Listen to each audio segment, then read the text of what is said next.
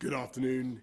I want to update everybody about vaccines because across this entire country today, there are people, everybody, are making another huge sacrifice. Millions of people working from home, teachers and pupils coping with online learning, businesses who have borne the brunt of successive lockdowns, and of course, the amazing staff of our NHS and our care workers who are grappling with a new variant, this new variant of coronavirus.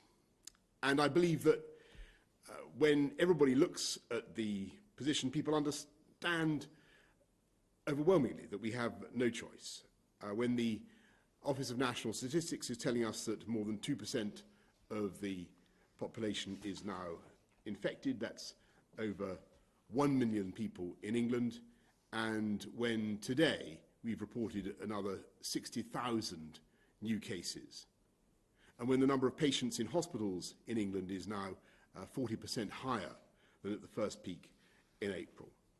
I think, obviously, everybody, you all, want to be sure that we in government are now using every second of this lockdown to put that invisible shield around the elderly and the vulnerable in the form of vaccination, and so to begin to bring this crisis to an end. And I can tell you that this afternoon, with Pfizer and Oxford AstraZeneca combined, as of this afternoon, we've now vaccinated over 1.1 million people in England and over 1.3 million across the UK.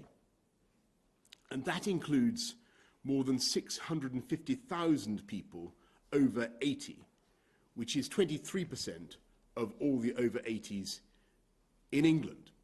And that means that nearly 1 in 4 of one of the most vulnerable groups will have in 2 to 3 weeks.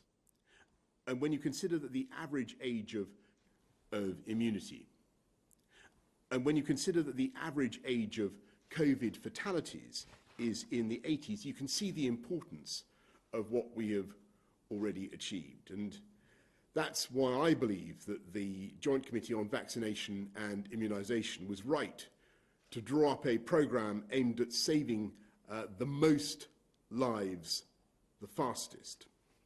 So by February the 15th, as I said last night, the NHS is committed to offering a vaccination to everyone in the top 4 priority groups, including older care home residents and staff, everyone over 70, all frontline NHS and care staff, and all those who are clinically extremely vulnerable. And to help us with meeting this target, we've already have 595 GP-led sites providing vaccines, with a further 180 coming on stream later this week. We have 107 hospital sites, with a further 100 later this week. So that's almost 1,000 sites, vaccination sites, across the country by the end of this week. And next week we will also have 7 vaccination centres opening in places such as sports stadium and exhibition centres. We know that there will still be long weeks ahead in which we must persevere with these restrictions, but I want to give you, the British people, the maximum possible transparency about this vaccine rollout, with more detail on Thursday and daily updates from Monday, so that you can see day by day and jab by jab how much progress we are making. Thanks very much. I'm now going to hand over to Chris to do the slides. Thank you, Prime Minister. First slide, please. Just some updates in terms of data. In the 2 weeks from the 30th of December to the 30th of December, the UK case rate increased by 70%.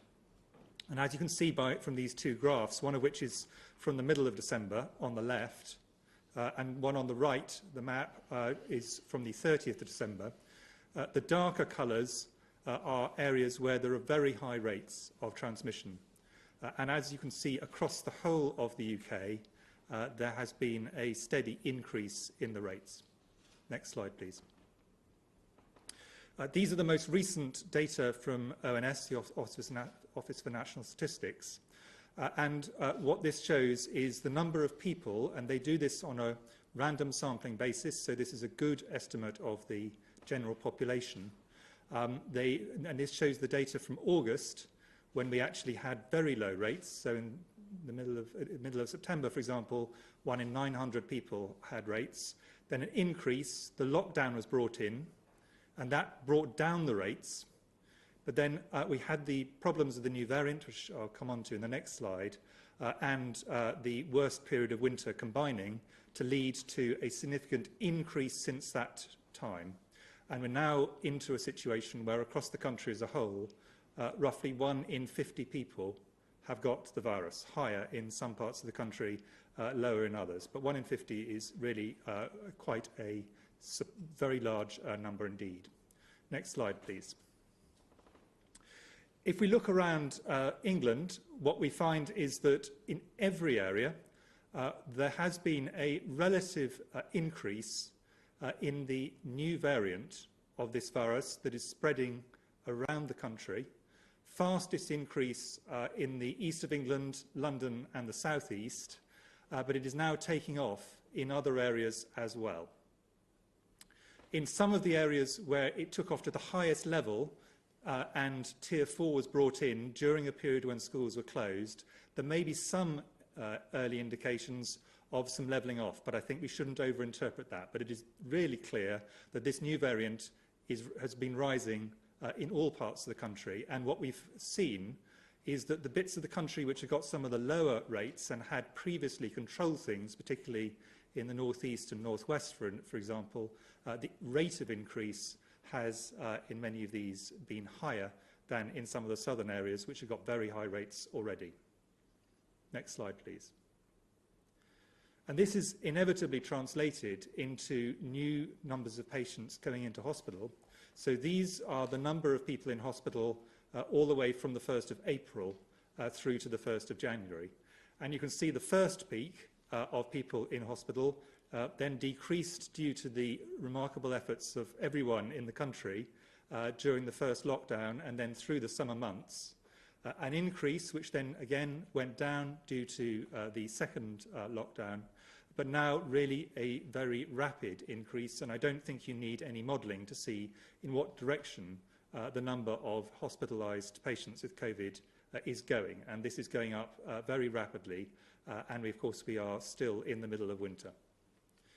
Next slide, please. And sadly, of course, some of those people go on to die. This is the number of deaths of people who had a positive test result, and there was an increase which led to the second lockdown, a decrease following that, but these numbers of deaths are now increasing again. They are, at this point, quite a long way below the first peak, and there are 3 reasons for that. The first of which is very good news, is that doctors, nurses, medical staff in general are able to manage this disease better than they did previously. Better drugs, things like dexamethasone, but also better treatment all round. The second reason is that there is an age effect, that some of the people who are being infected at the moment are younger age than in the first wave, but this obviously, what we've seen previously, is it moves up through the age bands over time. But the third reason is that deaths are much delayed, so what happens is people get infected, there's then a delay before they get ill enough to go into hospital, and then there's quite a long delay before some people sadly die. And we will unfortunately see, because of the spike in people going into hospital from the last slide, we will inevitably see an increase in number of people who die of this disease as we go into the rest of January. Thank you very much. Thanks, Chris. Patrick, anything to add? Thanks very much. Let's go to questions from the public. Hannah from Northamptonshire. Good evening. My question is, how are you supporting people with severe mental health issues? For example, my mum suffers from schizophrenia and doesn't understand the pandemic circumstances. How would you help someone like her? Thank you. Well, Hannah, thank you very much for your question. And obviously, I'm very sorry for the extra anxiety that the pandemic is causing people such as your mum, people with mental health conditions, and I totally understand why people are concerned. We've put a huge amount, obviously, into NHS mental health care. I think about another 12 billion or so. But directly during the pandemic, what we're doing now, Hannah, is trying to support some of the wonderful mental health care charities that reach out and work with people like your mum. And I think we put about 19 or 20 million into that. That's what we're doing at the moment. But clearly the best thing for your mother and everybody is that we get through this as fast as possible. Thank you, Hannah. Let's go to, unless anybody wants to add anything to that. Thank you. Let's go to Rachel from Reading. I have 2 children at university, one in halls of residence and one in private accommodation. Could you advise how students will be supported to meet the costs of accommodation that they are not able to live in? And could the government advise if there is any support to reduce tuition fees or the need to repay student loans? Thank you. Thanks very much, Rachel. Well, obviously, we will be looking very carefully at what's happening to students as a result of the fact that their courses have been postponed, the absence of their tuition that they would expect. What we hope is that they will get online learning that will allow them to continue with their degree courses, but clearly there are going to be issues to do with the cost of their accommodation that we will have to look at as a government and see what arrangements the universities are making to deal with the reasonable concerns of many students. And I want to thank students for the sacrifice that you are making in staying away from university, learning online as you have to, like all other students and pupils in the next few weeks and months. I know it's a big sacrifice, but I believe sincerely it will be worth it for the reopening of education and the reopening of our lives. Thank you very much, Rachel. Let's go to Vicky Young of the BBC. Prime Minister, the whole country is relying on you to take the right steps at the right time, and many think that you waited too long to bring in extra restrictions. How can I have confidence in your decision-making when on Sunday you insisted all schools should stay open and the very next day ordered them to close? And to Professor Whitty and Professor Valance, when did you first advise the government to lock down in England, and do you think the vaccine rollout timetable is realistic? Thanks very much, Vicky. Well, I think it's very important to understand that we've been looking at the new variant very hard ever since we first became aware of its rapid spread, I think on the 18th of December. And it's been clear that the Tier 4 measures were something that we wanted to evaluate. And over the course of the days leading up to Sunday, clearly, like everybody else in the country, we were hoping that we would start to see some impact, and that we would be able to keep schools open, because keeping schools open is an absolute priority for this country, and keeping kids in education is absolutely vital for this country. But Vicky, what we obviously had to contend with was figures, not just the decision by the 4 CMOs to go up to alert level 5, but figures for the infection rate, I think of 80,000 one day, then 65,000 the next. And it was clear that we got to a situation where Tier 4 on its own couldn't be relied upon to get the virus under control. And that's without really going the whole way and asking people to stay at home and sadly to close schools as well. And that's why we took the step that we did. And I appreciate the frustration of teachers and parents, and obviously the frustration of pupils. But can I repeat my thanks? I don't know whether I'm being premature in saying this, Vicky, but I believe that the BBC is coming forward with a big programme of education for 3 hours a day. That will be something, but the government will be doing everything we can to help with remote learning as well. Shall I take half of the second one?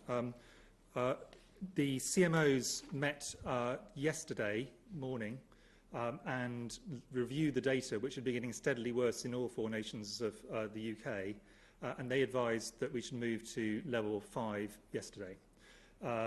Patrick might want to talk about sage advice independently of that.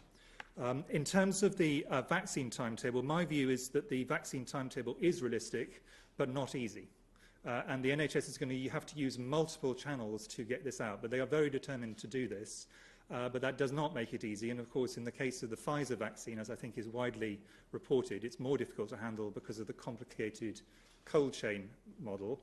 And we also, with both vaccines, wanted to be very careful in the first 2 or 3 days that we went a little bit slowly just in case there were some initial unexpected problems.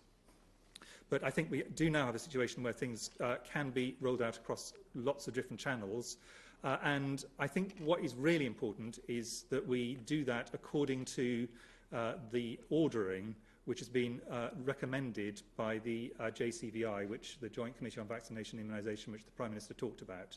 And the reason for that is that that ordering means that we will have the maximum impact on the disease, because the people with by far the highest risk of dying will be vaccinated first, and those who care for them, then the next down, including NHS workers, social care workers, and then on down all the way through to people in their 50s and those under 50 who have other underlying health problems. By doing it in that way, at whatever speed we do, the mortality benefits will be front-loaded. And what we'll first see is a reduction in mortality over time, and then after that there will be a slowing of the pressure of COVID on the NHS, but that will take longer, so those two will not happen at the same rate.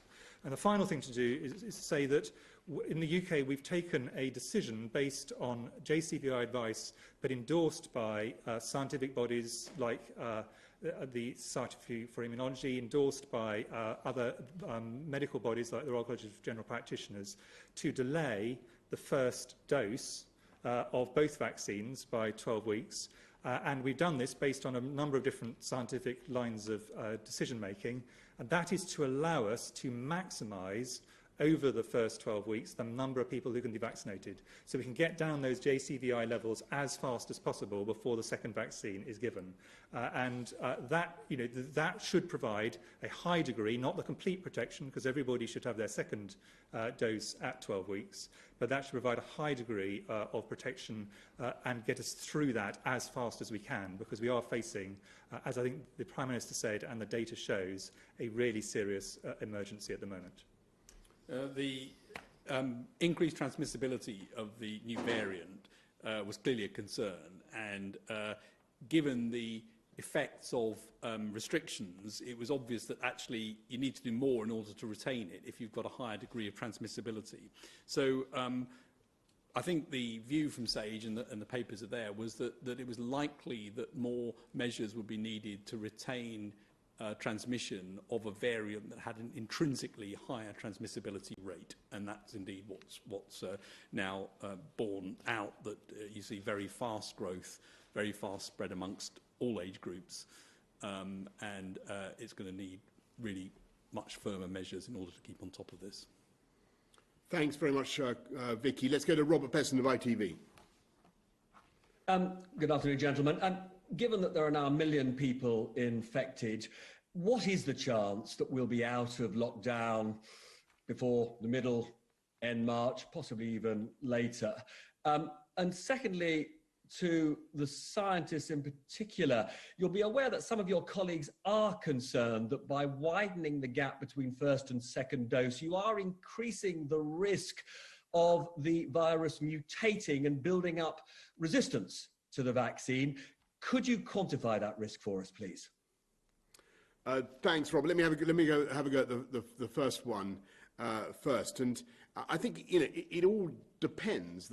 Our ability to come out of the lockdown measures, our ability to get through this fast, depends on a number of things. And obviously, if provided we don't learn anything new about the virus that we don't yet understand, so there's not some new mutation that we haven't currently bargained for, provided the vaccine rollout goes according to plan, provided the vaccine is as efficacious as we think it is, but above all, provided that everybody follows the guidance now, and everybody sticks to the measures that we have now, then we think that by the middle of February, when a very considerable portion of the most vulnerable groups will have been vaccinated, or so we hope and believe. That's the top 4 of the JCVI cohorts. Then there really is the prospect of beginning the relaxation of some of these measures. I wouldn't put it any stronger than that. But you'll also appreciate that there are lots of caveats, lots of ifs built into that, and the most important of which is that we all now follow the guidance and stay at home, protect the NHS, save lives. I'll first go this, but Patrick will want to add to this on the vaccine question. By extending the gap, we are going to, over the next 3 months, be able to essentially double the number of people who can be vaccinated. So if, by a process of not very difficult mathematics, if over that period there is more than 50% protection, then you've actually won. More people will have overall have been protected than would have been otherwise. And our quite strong view is that we think the protection will be quite a lot more than 50%. So therefore, in net public health terms, there'll be substantially more protection by going faster, not with the absolutely complete protection. We fully agree we need a second dose for everybody, but with the great majority of the protection for that initial period, so we get twice as many people vaccinated over that period, and then there will be catch-up as we go into spring. There are obviously some unknowns in that, and there's quite a vigorous scientific debate about some of those unknowns. And one of the things people have raised is a theoretical risk that by having this longer gap, you could actually lead to a slightly increased risk of an escape mutant. And that is a real worry, but quite a small real worry within the system. And I think we've discussed this, and Patrick may want to add to this, amongst scientists involved in SAGE and others. And I think the general view was the size of the increase in risk is sufficiently small that, measured against this ability to double the number of people who actually are vaccinated, the public health arguments are really strongly for doing what we've decided to do. And that's why JCVI independently, MHRA were content with us taking this approach, and a variety of other bodies have agreed that this is a sensible balance of risk profile. Clearly, if we had infinite vaccine, we might have taken different approaches, but we don't. At this point in time, for the next 3 to 4 months, the number of vaccines we have available is going to constrain our ability to get through the 25 to 30 million people we must do to get through all of the JCVI areas. And whilst this is such a fast-moving virus at this point in time, our view was very strongly on balance of risk. The benefits to the UK, for us at this point of the epidemic, were in favour of doing this. Patrick may want to add to that. Well, the only thing to add is the more you vaccinate, the more you put evolutionary pressure on the virus. So it's true that as you get up to very high levels of vaccination, that the virus is then struggling to find out what to do, and that eventually will become an issue.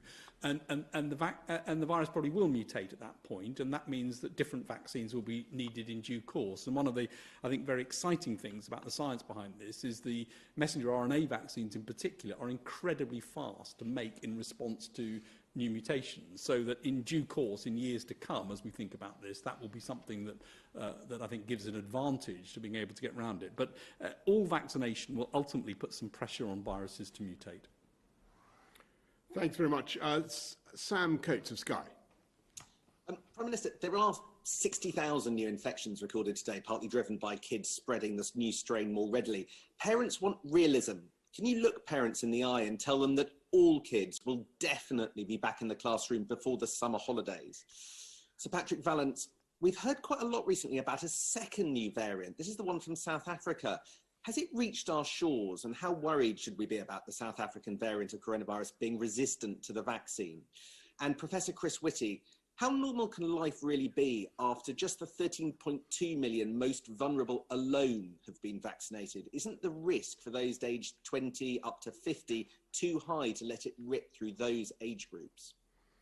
Well, Sam, I'll take the first one of those excellent questions, just on whether we can be absolutely sure that that schools will reopen. Well, I just go back to the answer really I gave to Robert Pesson. We think that with the vaccination programme, we can do a huge amount to take out of the path of the virus those who are most vulnerable. That clearly offers opportunities to our country to do things differently, to approach the whole issue of non-pharmaceutical interventions very differently. So I'm full of the same optimism and fundamental hope about the position that I think Chris has adopted, and that I think that things really will be very different by the spring. And that is what I would certainly say to every parent in the land. So on the question of the variants, as a virus replicates, you get changes in the genetic code as new mutations come in and things change. And those changes in the genetic code then lead to changes sometimes in parts of the protein. And that may lead to shape changes or charge changes on the protein that might mean that the virus becomes recognised differently by the immune system. And that's really the concern that people are looking at. If I take the UK variant, what we know is that those changes, and there were 22 changes in the genetic code, made the virus more transmissible. As far as we can see, it doesn't make it hidden from the immune system. So if you've had an infection before, actually the evidence is that you probably neutralise this virus as well, and the expectation is the same would be for a vaccine. With the South African variant, there's another change. That change is theoretically a bit more substantial in terms of the shape, if you like. So it has a bit more of an effect potentially on the shape of the viral protein, which theoretically gives it a bit more risk of not being recognised.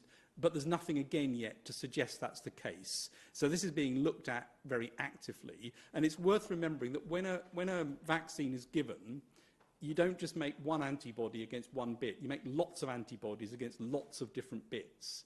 And so it's unlikely that all of that would be escaped by any mutation. It's more likely that if there's an effect, it's a sort of minor effect to decrease the binding or decrease the efficacy of the vaccine. But we don't know yet for the South African one. That needs to be looked at. But it's a theoretical risk. And every time we see a variant, that's going to be the question that comes up, and it needs to be looked at. But at the moment, you'd say that the most likely thing is that this wouldn't abolish vaccine effect. It may have some overall effect on efficacy, but we don't know. And on the question you asked me, if we did not do the things all of us must now do, if people don't take the stay-at-home seriously, the risk at this point in time, in the middle of winter with this new variant, is extraordinarily high. What is going to happen over time is the risk level is gradually going to decrease. It's not going to be, it's really bad and then suddenly it stops. We're going to essentially have the risk walking down a path. Things will be able to be lifted by degrees, possibly at different rates in different parts of the country. We'll have to see. And the government has made very clear that ministers prioritise education, for example, as one of the things that would go early, but that's a ministerial decision very much. But the things we lifted stage by stage, and will then get over time to a point where people say this level of risk is one that society is prepared to tolerate, and lift, right down to almost no restrictions at all. We might have to bring a few in the next winter, for example. That is possible because winter will benefit the virus.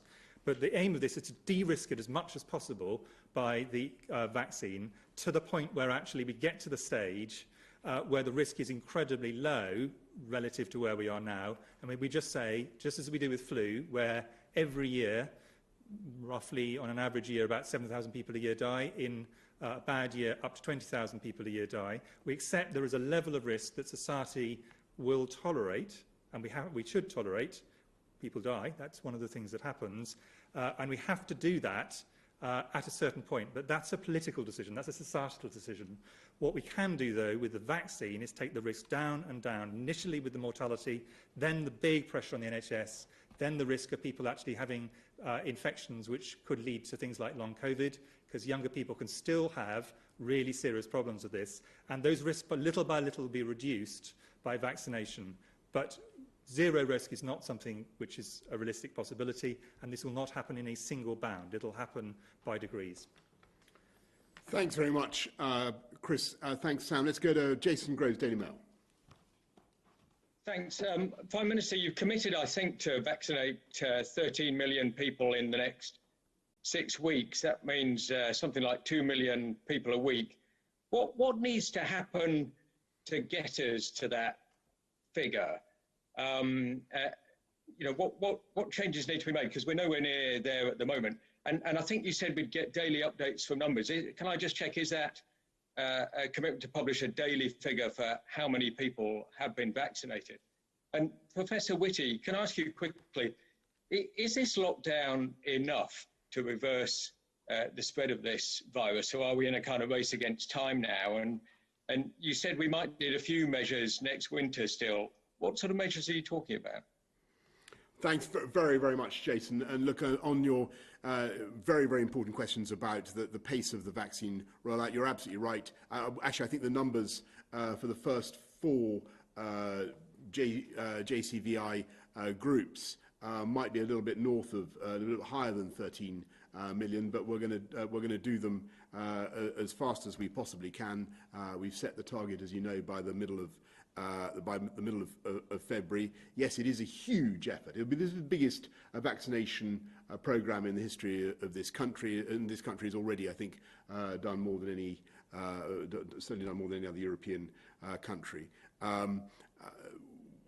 What it will require is a lot of people working together, and the NHS, the armed services, every aspect of government is working at this absolutely flat out.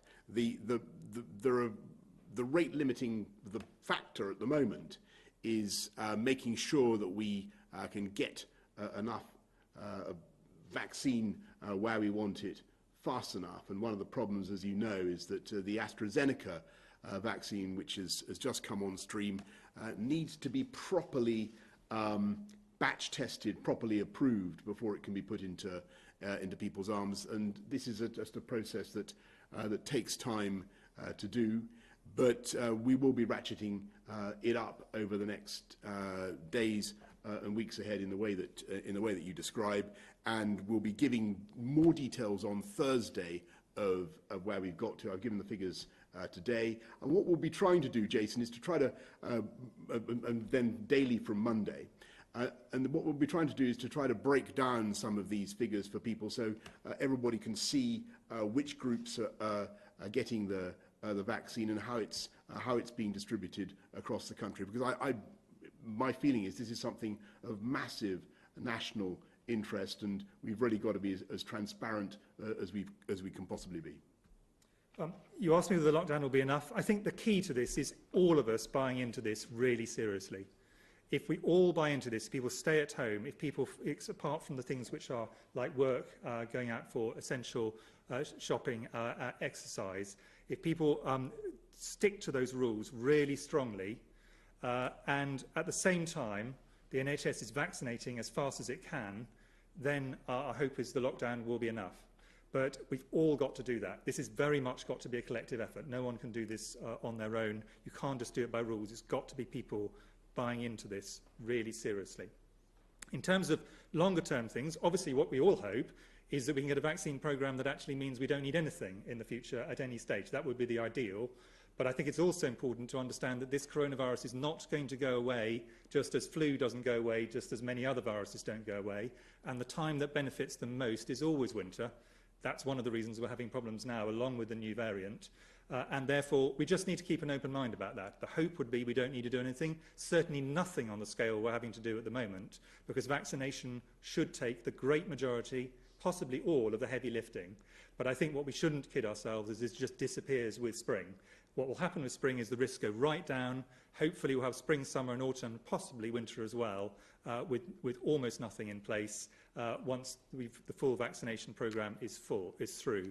But we just need to be aware of the fact this is not a problem that just disappears. Thanks very much, Jason. Let's go to Andy Woodcock, Independent. Prime Minister, we understand that the UK is shortly going to introduce mandatory negative coronavirus tests for foreign nationals flying into the country. Tests are something that airports have been asking for months. They've been used successfully in other countries for a very long time now. Why has it taken so long for Britain to adopt this position? Is that something that has contributed towards coronavirus being so persistent here in the UK? And if that's what we're requesting from foreign nationals, why not UK nationals coming from abroad too? And also, if I could ask the scientists, the Prime Minister has described schools as a potential vector for coronavirus. If that's the case, why is it that teachers and pupils are not on the priority list for vaccination? If we vaccinated them, is that not something which would allow us to open schools sooner?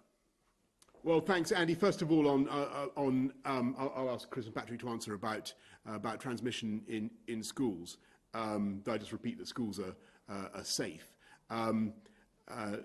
But on what we're doing to protect the UK from transmission from abroad, we will be bringing in measures to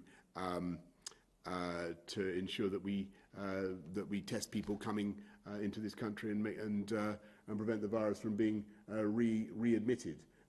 But Patrick or Chris, you want to add anything on that? I mean, on school, but two points on this. The first thing is just to reiterate a point the Prime Minister made. One thing that we do not think is that this new variant is any more dangerous for children than the old variant is. And there's no evidence, for example, that the hospitals are filling up with children. There is always a risk with any infection to people of all ages, but children are relatively much less affected than other areas, than other groups, which is one of the few good things you can say about coronavirus.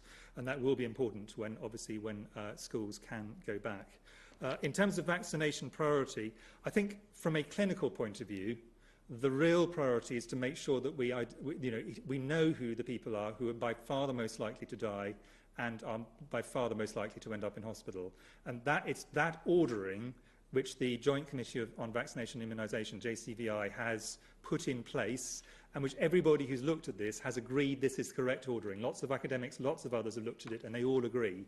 So I think it's very important that that ordering, which takes us down not just to the first 4 tiers, which the Prime Minister talked about, but all the way down to people who are in their 50s, which would include some teachers, obviously, and people who've got underlying health conditions, is followed through, because those are the people who are the most likely to come at risk.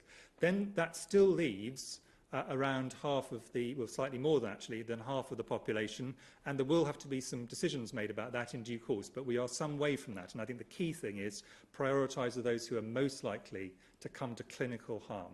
A final point on the vaccine is neither of the vaccines are currently licensed for use in children, so we would not be going down that path at this stage, but that may obviously change over time. Patrick, do you want to add to that? Nothing to add. Terrific. Thanks, Andy. Let's go to Dominic Yateman of Metro. Hi there, Prime Minister. The UK has seen more than 50,000 people test positive for coronavirus for 8 days in a row now. If you had taken this lockdown decision 24 hours earlier, it would have stopped 3 million primary school children mixing for a day and taking a new wave of infection back to their families. Do you regret this delay? And secondly, if I may, nearly 1 million children access the internet via mobile phone connections, where a day's lessons can cost £100 on pay-as-you-go. You still insist that schools are safe. Shouldn't those children be in school? And if not, why are telecom companies allowed to charge for access to school and educational websites still? Yeah, well, I mean, in a way, Andy, I think you've, sorry, Dominic, you've answered, forgive me, you've answered your question about why did we want to keep schools open.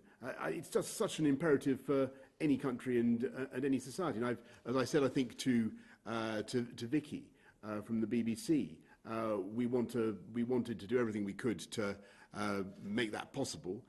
Alas, on yesterday, it became clear that the data simply wasn't going to support that, and the risk was that the tiering system, the Tier 4 system, without taking schools out of the equation, was just not going to be enough on its own. We couldn't take that risk, and although we're now seeing some signs that maybe Tier 4 is starting to work in London and maybe a bit in the southeast on the new variant, the spread of the new variant was really very, very troubling indeed. And so that's why we took the action that we did.